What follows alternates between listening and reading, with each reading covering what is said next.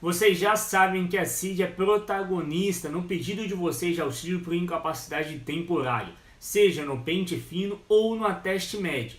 E em recente publicação, o INSS afirmou que, a depender do tempo que consta no seu laudo ou no seu atestado médico, você será sim convocado para a perícia médica presencial. Diante disso, muitas pessoas vieram no canal perguntar sobre isso, e por isso a importância de vocês participarem aqui na nossa comunidade e deixar o seu comentário, tá? Para que eu de fato veja qual é a tendência de vocês, as dúvidas de vocês e venha trazer. Nesse caso, será que existem doenças a qual não podem ser convocados sob esse argumento fraco do INSS?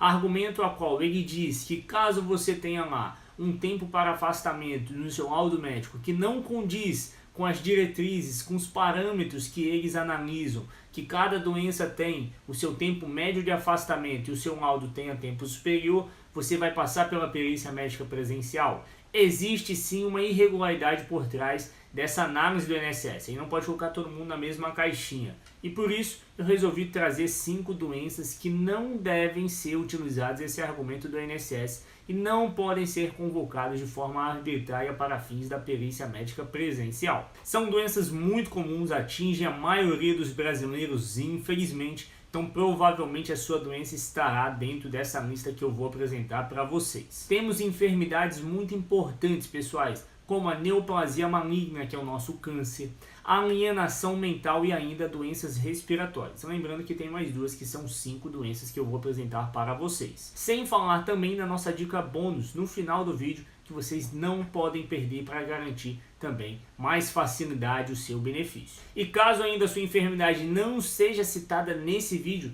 deixa nos comentários, bem como veja o vídeo que vai sair mais tarde, tá? Lá pelas 3 horas da tarde, referente àquela lista que o INSS publica todos os anos de todas as CIDs. Tem todas as CIDs existentes que mais são convocados e conseguem o seu benefício pelo INSS. Tem número por quantidade de pedidos e quantidade de deferimentos, que eu vou gravar para vocês a continuação dessa lista e vou postar para vocês. Então, se você não é inscrito, se inscreva aqui, com certeza aqui você vai conseguir achar todas as informações que você precisa referente à sua enfermidade, referente à perícia e outras situações sobre benefício e a aposentadoria. Peço também um compartilhamento de vocês para que a gente consiga alcançar mais pessoas e eu possa trazer sempre esse conteúdo para vocês todos os dias. Combinado? Vamos às informações principais. A primeira enfermidade que não deve ser utilizada aqui é argumento fraco do INSS.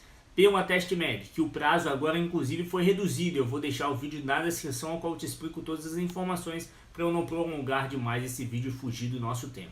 Seria a cardiopatia grave. É uma doença tão importante, pessoal, que nem sequer necessita de carência para fins de garantir o seu benefício inicial de auxílio-doença.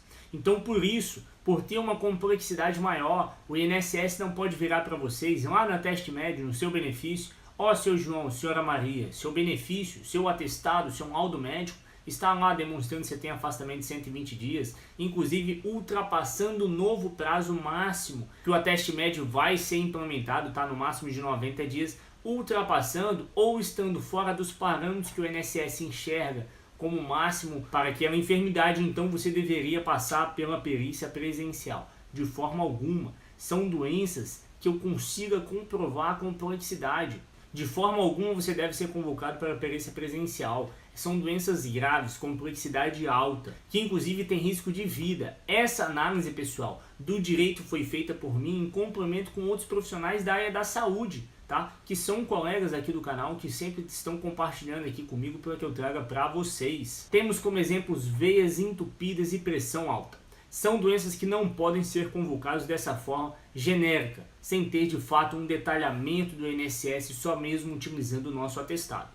Lembre-se de ficar comigo até o final, que eu vou demonstrar para vocês uma dica bônus de como garantir o seu benefício, mesmo que seja convocado. Segunda doença está relacionada a doenças crônicas da respiração, bronquite, efizema, entre outros e outros diversas doenças que a gente poderia citar. Não vou se estender muito para justamente a gente não fugir do tema, mas dada a complexidade, dado a enfermidade de longo tratamento, de longo afastamento, é inviável que o INSS convoque sobre aquele argumento de que, de fato, você não teria o direito ao afastamento apresentado no seu laudo médico detalhado pelo seu médico especialista que faz o seu acompanhamento e o seu tratamento. Terceiro, doenças crônicas mentais. E aí temos a depressão recorrente, que eu já expliquei para vocês a diferença entre a depressão e a depressão recorrente, que de fato, se você tiver alguma das duas, é mais necessário, mais fácil a comprovação se for a depressão recorrente, por isso você tem que ter a instrução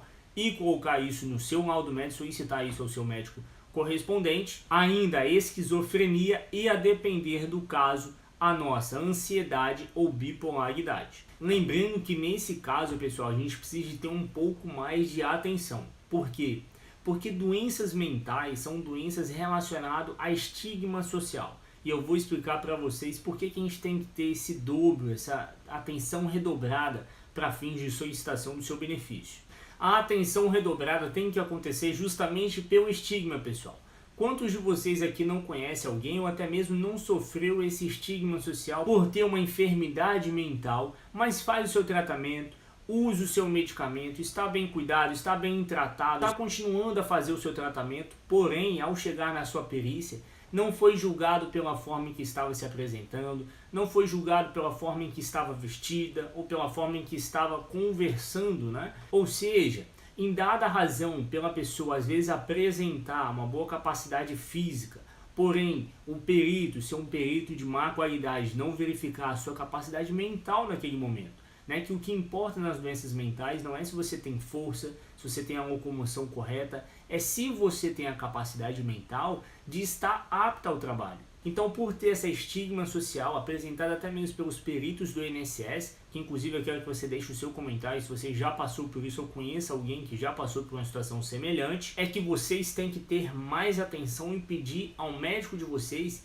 que complemente o laudo de vocês com enfermidade, com CID, com tempo de afastamento, de tratamento, com medicação correspondente e se o pulo do gato, pessoal, isso que vocês têm que se ater principalmente, por isso que eu trago sempre aqui para vocês. Se não é inscrito, se inscreva novamente e deixe uma curtida também para contribuir com o canal. Tem que constar lá no seu laudo médico se o seu medicamento te incapacite para o trabalho em razão da complexidade, em razão do uso contínuo dele, consequência advinda também do medicamento. Ou seja, você teria a enfermidade tanto em razão da doença em si, bem como em razão do uso do medicamento, que contribui ainda mais para a comprovação do seu benefício. Quarta doença está relacionada a doenças que atingem ossos e músculos. E aí temos exemplos como bico de papagaio, hérnia de disco, fibromialgia e entre outros diversos exemplos que eu poderia citar para vocês. Aqui também precisa de uma certa atenção e uma atenção redobrada. Por quê? Porque, em tese, se não for aquele caso mais grave, eu preciso de um laudo médico específico em complemento com a atividade exercida. Ou seja, se você tem uma atividade que necessita constantemente estar utilizando, carregando materiais pesados, eu tenho que fazer um laudo em complemento com a sua atividade habitual. Ou seja, ainda que você não tenha uma hérnia de disco, um bico de papagaio, uma fibromialgia de forma grave, que te incapacite todos os dias, todos os momentos, para a sua atividade apresentada em si, é sim um óbice, é sim uma forma de impedir que você trabalhe. Tem que ser em complemento à sua enfermidade com a atividade apresentada. Bem como, caso não seja uma atividade que você carregue grande peso, mas tem uma atividade repetitiva que iria atrapalhar a sua evolução no seu tratamento, é necessário também ter esse laudo mais específico com a atividade exercida, bem como com a enfermidade apresentada, para que justamente o médico do INSS não faça essa diferenciação e queira te prejudicar. Por último, temos a neoplasia maligna, antes de eu te deixar aquela dica bônus também de como garantir o seu benefício. A neoplasia maligna, pessoal, é uma enfermidade que temos diversos benefícios concedidos por ano, inclusive está naquela lista da CID do INSS que eu disse que eu vou trazer para vocês ainda hoje, ligada pelo próprio INSS com dados do INSS. Temos como exemplo câncer de mama, infelizmente, que atinge diversas mulheres no nosso Brasil inteiro, câncer de útero, de próstata e ainda de reto, tá? Entre diversos outros exemplos. É também de suma importância que não sejam convocados porque têm direito a afastamento muito longo e não necessitam da perícia médica presencial sobre esse argumento do INSS fraco e sem fundamento. Dica bônus, não devem ser convocados e a gente sabe que o argumento do INSS é bater a meta de 2024.